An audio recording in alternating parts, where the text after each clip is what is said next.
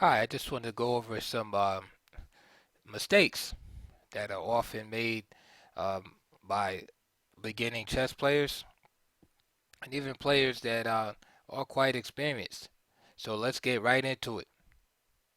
This first game I'm going to share with you is between Peter Hein Nielsen, Grandmaster, and with the black pieces we have Jan Timman. This game's from 2002. I'm going to go through it real quick because I want to get to the mistakes that I want to bring out and present to you. So this game started out as a Slav, main line. Bishop comes out to f5, knight e5. e3 is another option. In this line, the knight often takes on c4 and then prepares f3 and e4, driving the bishop on f5 back to g6. Sometimes the bishop winds up out of play. Knight bd7. Another option is also e6 here, which is very sharp. f3, bishop b4, and involves a piece sacrifice, which is well known. And I think it's actually pretty good for black. But this game with knight bd7, knight takes c6. The knight follows the other knight. Now another option for black is queen c7. All right, preparing to play e7, e5. But just as good as this move. Then the knight swings back. And now black has to play a5 here to keep white from playing a5 and hitting the knight. g3. And now knight fd7, challenging that knight on e5, and that's very important. Knight d7, queen d7. Now white gains a tempo to play e4, hitting the bishop.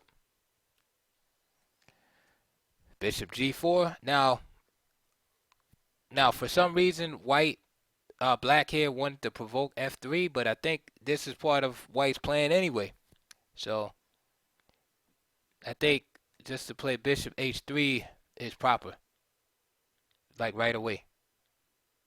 And perhaps you have something like this going on. All right. So back to the game. Bishop g4, f3, bishop h3, takes, and now queen b3, and rook a6. So you see the same thing was played, except that white has extra fortification with f3 on the e4 square. So bishop e3 is played. Right, so far so good. Queen g2. Now take a moment and think about what black is trying to do in this move here. Okay, I hope you thought about that move. And we see here that black is threatening the rook on h1, of course, and the pawn on f3. Now, I want you to look at it like this. Black is extremely is far behind in development, and it's just a dubious idea to start going after pawns when you're far behind in development like that. And it's amazing because Timon was once third ranked in the world, but it just shows he's only human, and dubious moves, can be made by anyone. So Nielsen just simply castles, right? Gives it up. It's like forget about the pawn. Queen takes f3, and the bishop is even attacked now. Rook he1, but that's a small price to pay to have full development and attacking possibilities. Now let's see what goes on. g6, right? Want to develop this bishop to g7, and instead of playing a move like e6, because black wants to keep the position closed as possible and try to catch up. He wants to play a quick g6, bishop g7, castle kingside, and then say, hey, I stole a pawn. So let's see what happens. g6, a dangerous move because d5 happens anyway. And we can see the double attack on Mr. Knight here. He plays bishop g7 anyway. Bishop takes b6, castle, and the rest, having the extra piece. And it was all over. Mr. Jan Timman resigned. All right, here's another example. Anatoly Weiser, again, Grandmaster versus Miguel Lescas, Cordoba, Spanish Team Championship. So D4, D5, same theme. We're talking about the pawn grabbing here. E6, knight C3, C5, E3, and now C takes D5, E takes is definitely the way, the normal way to go against the Tarrasch defense. But he went with E3, which is okay, but black can equalize quickly. Knight F6, knight F3, knight C6, C takes, E takes, bishop B5, bishop D6, and knight E5. Okay, so that all looks like white is doing something with this early attack on C6. All right, now again, white is neglecting development by doing that. So he probably should have just castled.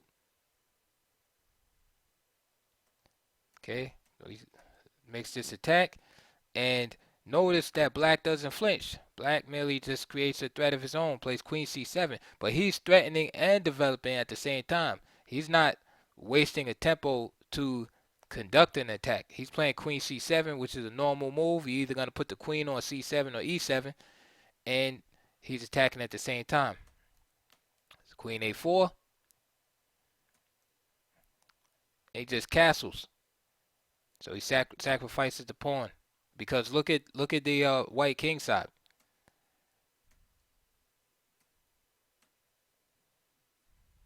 Okay. You might be wondering what happens here. Well, again, following the same theme, being behind in development, white is going down.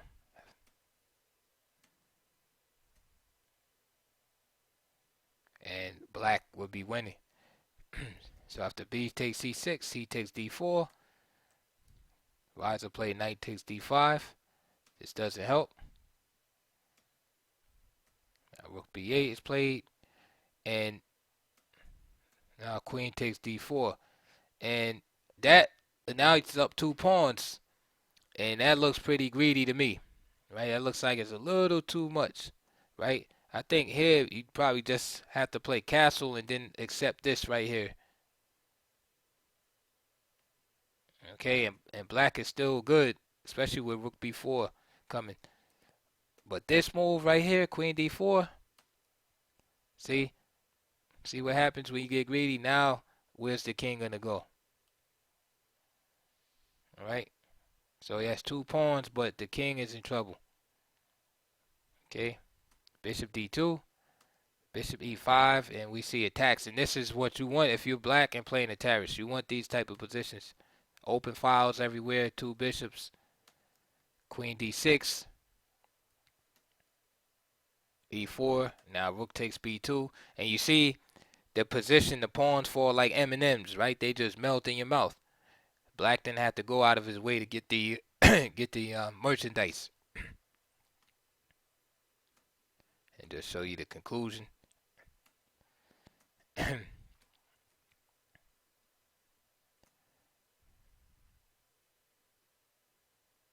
If rook d1, just so you can see, rook d1 and bishop c3, mate. So queen d1 had to be played.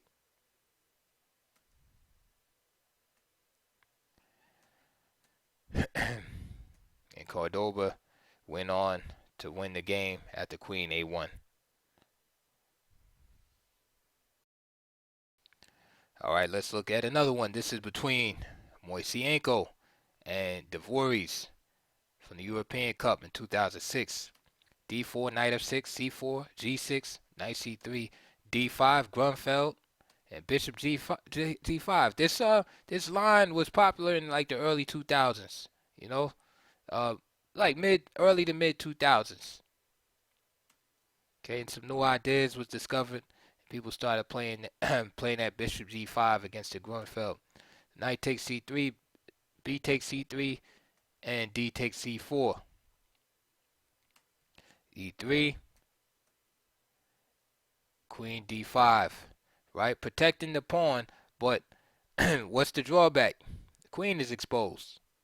So bishop e6 is what you usually see. So queen d5, bishop e2, right? Not really stressing the pawn. Now notice pawn is left because of tactical reasons. And queen a5 is played. So now the queen, and this was the idea of playing queen e5, is to go pawn hunting with the queen. Black figures, hey, the position's relatively closed. I can afford to do some things like that. I just wanted to show you that if bishop e2, obviously not queen takes g2 because bishop f3, just winning outright. So queen a5 goes for the next pawn. And again, these are grandmasters, right? So he's already up a pawn. Remember, he has the c4 pawn. He's going after another pawn, and his development is almost zero. He has just the queen on a5 hanging out. Right, red flags. So what do you do here? You know, many of you would just play a move like queen d2, putting the queen on a totally dead square. Because you figure, well, I have to protect the pawn. If I put the queen on c2, he'll play bishop, try to play his bishop to f4 or something like that, or f5 rather, even though you have e4 there, you know. But what Moisenko did here, he just ignored it. He just continued, play knight c3, check, and then play knight d2. And so he's definitely going to get this pawn back, and he has desires to bring the rook here. c6. And what this does, this clears, he knows the queen is going to have to move, so he opens up this diagonal so he can go boom and boom and get up out of there. So he wants to take the money and run. Castle, queen a5, knight takes c4, queen d8. Problem is, there's no development. He has no development. All those queen moves is crazy. This game looks like it's from the 1850s, right? Looks like Morphe must, it's going to show up. Queen b3. And the idea here is to, in combination, he knows that, oh man, I have so much to say about the openings too, but I just don't have time in this video. I got to stick to the point. But Black's main idea, he wants to play bishop g7. So this move here, queen b3, is not just trying to get here to restrict this bishop from moving or anything like that. The idea is to put more pressure on this square. So to come here and here. And to fight against Black's main idea. Right? In other words, he's playing to restrict the development of white. So check it out. Bishop g7 and now queen a3. You see? So he puts that extra pressure there, Black wants the castle. He puts the pressure there. And Black has to be careful because of some lines this move is going to be available. For instance, if he, played a move like that, queen d7. So, how does the grandmaster deal with it? Plays bishop f8. That move has horror written all over it. It has to be a bad outcome, right? Of course. Accelerate. When you have numbers, you start to fight with the enemy. Just look at it as if you had like a gang or something, right? And you showed up at the enemy's spot. Like say you went to wherever, the club or whatever, or the playground or something like that, and you had 20 of your guys with you, and you seen them, and they were out barbecuing. There was only like 3 of them. Now you caught them off guard. Now you start the fight. Before they can get their numbers together, you start the fight because you're gonna beat them. You got 20 guys, you only got 3 guys. Sorry, gotta do you like that. Okay, it's the same principle in chess, right? You got the numbers, right? You got the lead in development. Now it's time to start to open the position. Don't worry about the pawns. Don't worry about the material, sacrificing the pawns. Open up the position. Start the fight. So that's what happens. D5. C takes D5. Boom. Tactical shot. Look at that rook on A8. Excuse me, H8. Only move really. F6. Again, still not developing. Now look at this. This game is from 2006. Grandmaster, right? Knows all the principles. Getting your pieces out, etc., etc. Develop. Plays toward the center. He knows all of this stuff, right? Knows all this stuff and he has not one piece developed. Isn't that amazing? Isn't that amazing? This is why people compare the masters of yesteryear to today. The same stuff happens. This is with us having computers and databases, all that stuff. You still get guys over 2,600 in court in positions like this. Look at that tactical shots. That's why your tactics have to be strong. I'm sure you can see right offhand if Queen D6, then simply Queen takes C8. Okay. The other alternative is E takes D6. Bishop takes F6. All right. So either Queen D6 or E takes D6. If E takes D6, then you got the bishop coming in, attacking the queen and rook. That's how you conduct the attack. Queen takes C8. King F7.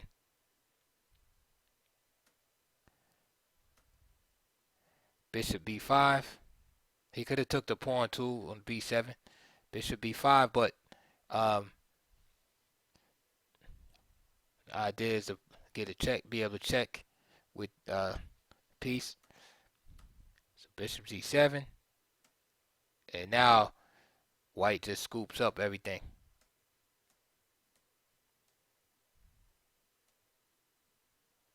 And the game was over.